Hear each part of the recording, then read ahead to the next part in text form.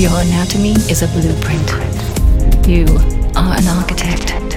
Beneath your skin lie the plans for your fastest, strongest, most powerful self. If you can learn the structure of your skeleton, the makeup of your muscle, and the mechanics of movement, you can create your best possible body.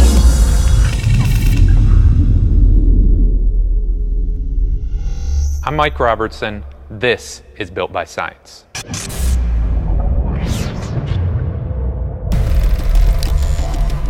When you first go in the gym, it's not uncommon to want to hit the big showy muscles on the front. You got your pecs, you got your arms, you got your abs. But when you really start to break your body down, you got two big halves. You got your lower half and your legs, and you got the upper half. But if you want to take it a step further, you got a front half and you got a back half. And everybody that's serious about their physique knows that building a big, wide, and thick back is going to distinguish them from other competitors as well as themselves. So if you're serious about back, that's what we're going to talk about here today. We're going to break this down into 4 different sections. First, we're going to cover the muscular anatomy and all those individual muscles that comprise your back. Second, we're going to talk about the skeletal anatomy, the bones and the joints that are involved in creating these movements. Third, we're going to talk about the actual motions that all of those individual muscles create. And last but not least, we're going to show you some key exercises to make sure you're getting the most out of your back training. There's no better way to understand the anatomy of a back than to look at a great physique. So today, we've got IFBB Physique Pro Craig Capurso to show us what a great back looks like and how to get the most out of your back training.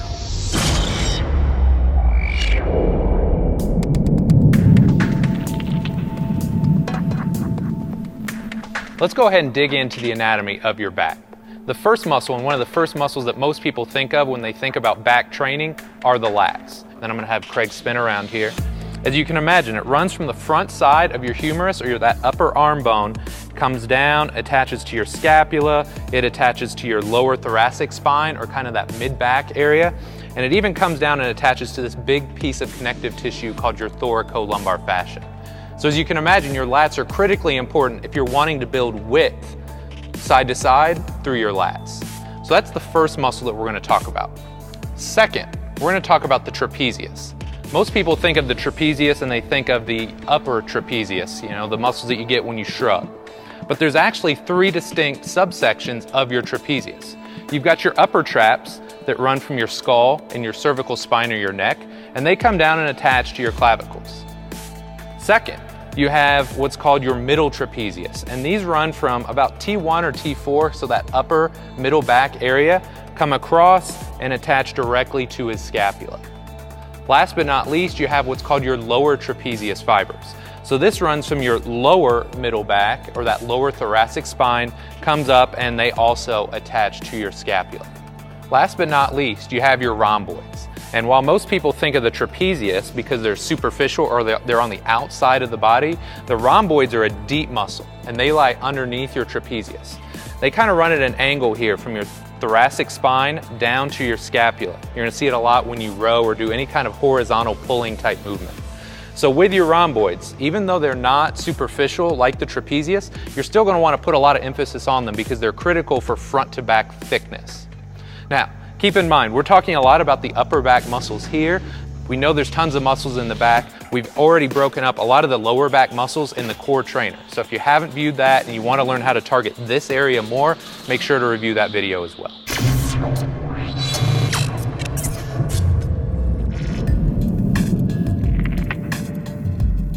Now that we've covered the muscular anatomy of the back, let's look at the unique bones and joints involved in creating these movements. What I'm going to have Craig do here is give you a profile view. And one of the most important joints in your body when we're talking about back training is your thoracic spine or your upper back.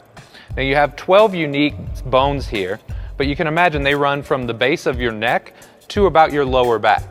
So these are really important. You want to make sure when you're doing a horizontal row, like a dumbbell row or a cable row, that you set this nice and stable, because this is what you're going to create your motion off of. It's not so much the upper back that's moving, but your scapula or your shoulder blade. This is where the motion starts. So if you can imagine a little triangular bone here, your scapula sets the stage for your glenohumeral joint or your shoulder. So what's really important to note is these two joints work together to create motion. If you're doing a row, you're set out, you're pulling back, you can see Craig is using his scapula to squeeze back, and he's using his upper arm as well. So they work in tangent to create this movement. Same thing, if he goes overhead, he's using not only his shoulder joint, but his scapula to squeeze down and really target the lats and the lower traps. So as you guys can imagine, if you want to get the most out of the gym, it's not these broken up herky-jerky movements, it's tying all these unique components together to build a really solid upper back.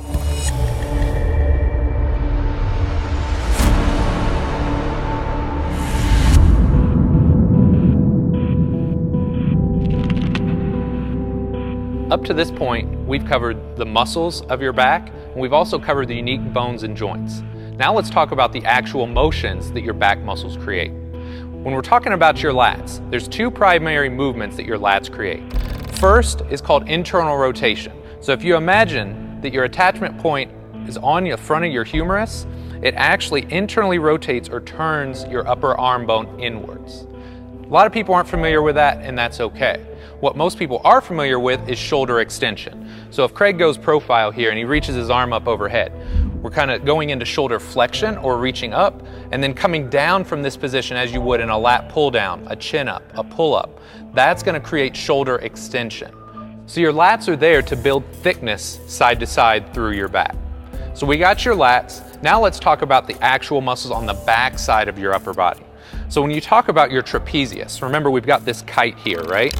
Most people are familiar with your upper traps, and just like Craig's doing here, they're really important if you want to build that top upper trap portion of the traps.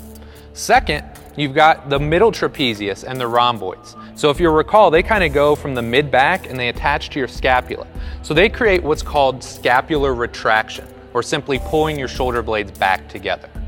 Last but not least, you've got your lower traps, and if you recall, they kind of run at this angle right here.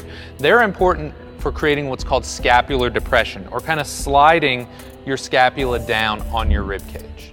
So two more things I want you guys to understand are what's called upward and downward rotation of your scapula or your shoulder blade. Now it's a really fancy term, but all it means is, can you get your arm up overhead safely and effectively? So as Craig reaches up, three muscles are working synergistically to create what's called upward rotation of his scapula. His upper traps, his lower traps, and his serratus. So again, it's kind of a geeky term, but it's there to help you guys understand. If you want to get overhead safely and effectively, you need these three muscle groups to be working synergistically to create that movement.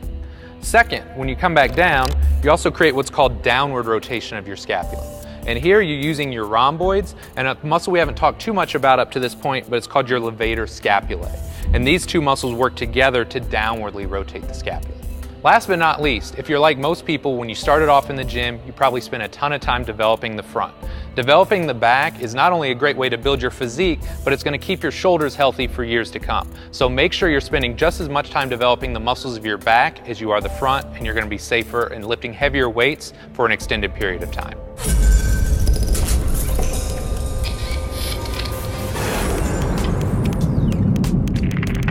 Up to this point, we've covered the muscles of your back, the bones and joints involved in training your back, and the movements that your muscles create. Now let's put it all together and show you guys some unique exercises that you're going to use in the gym to get the most out of your back training. Now what's really important here is we've tried to give you guys a different selection of exercises so you can see how your body works in different planes of motion. We're going to start off with a chin-up. So Craig's going to grab the bar, and in this case, you can see he's really going to target the lats. Most people understand that this is predominantly a lat exercise. So he's going to get a little stretch in the bottom so he can really lengthen these guys out. And then at the top, he's going to make sure he finishes, and if possible, he's going to try and touch his chest to the bar. So it's not just lats, but it's lower traps as well. He's getting scapular depression. Good, buddy. Go ahead and do one more.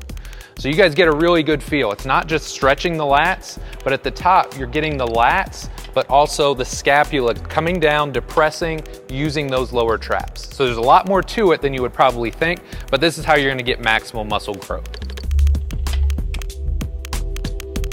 Now that we've shown you guys a vertical pulling exercise, I want to show you guys a horizontal pulling exercise. In this case, a dumbbell row. This is going to be fantastic for developing your rhomboids and your middle trapezius fibers, and it's also going to help you build symmetry or balance side to side between arms. So what I'm going to have Craig do here is just spin around. He's gonna set up, in this case with a staggered stance. You can go staggered, parallel, whatever you're comfortable with. He's gonna set his upper back, and once he's set, he's really not gonna move too much through his upper back. He's gonna grab the dumbbell, and then from this position, get a nice stretch, not only through the shoulder blade, but through the lat. And then he's gonna initiate pulling through the elbow, squeeze the shoulder blade back, finish, hold, and then repeat. What's really important here, make sure you're finishing with your shoulder blade. Too often, people end up thinking that more motion is good motion, and they can do a lot of damage to the front of their shoulder. So think about leading with the elbow, finishing with the shoulder blade, and getting a nice squeeze at the top. Our third exercise is a dumbbell pullover. Not only is this a fantastic exercise for isolating and developing the lats, but if you do it the way I'm going to coach Craig, you're going to also get some anterior core stability and strength, as well as improving your shoulder mobility, because a lot of people struggle getting overhead safely and effectively. So what I'm going to have Craig do here, go ahead, he's already got the dumbbell lined up. He's going to go ahead and lay on his back. And then from this position, what I cue my clients to do is to exhale hard, right? So big breath in, exhale hard. You can see his rib cage come down. He's gonna hold this ab contraction, and as he goes overhead, he's gonna work hard to maintain this. When he holds this position, he's gonna get a really nice stretch on his lats. He's gonna make sure he's developing through a full range of motion. One of the big issues, if somebody starts to arch their back really hard, their lats are never getting that stretch, so you're not gonna get the same kind of growth. So he's gonna go ahead and pull it back over. Awesome, good. One more, exhale hard, abs tight, good. Hold that, and then get that nice stretch on the sides. Perfect, and come back up.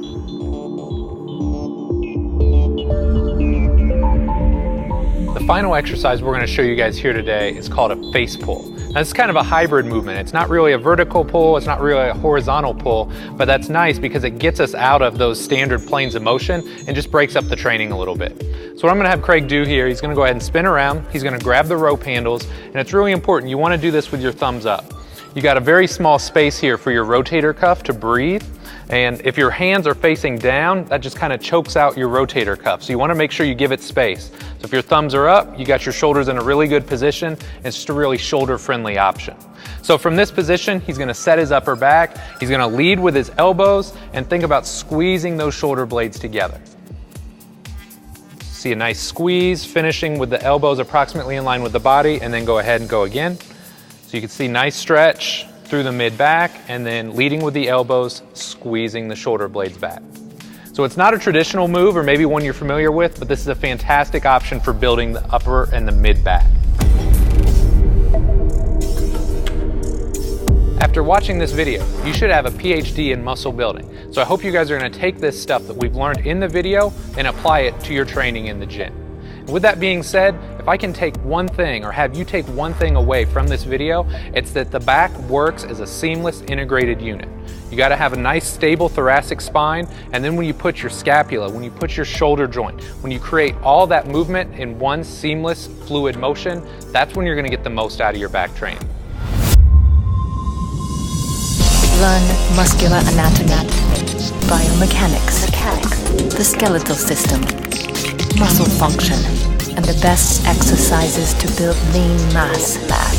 Knowledge is power. Know yourself to build yourself. Build yourself with the best.